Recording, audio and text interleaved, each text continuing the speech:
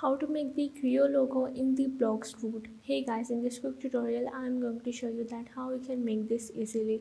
So the steps are really easy and simple. So now let's get started.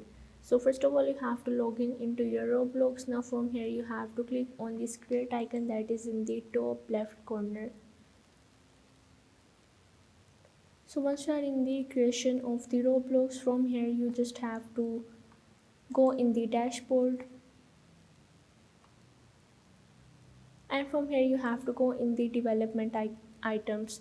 Now as you can see that there is the many items, so you just have to click on the decals, and from here you have to upload the asset. Now from here you just have to drag and drop the media here to upload. Simply go in it, and from here you just have to upload the image as you want. So once you upload the image, from here you just have to add the description and you have to add the name like you want to. If you are adding the Creo logo, you just have to add the name, and after that you have to make sure that you add the characters fully and just have to upload your character. So once you full all of these requirement, you are able to upload it, and this is how you can create the Creo logo in the Blox fruit.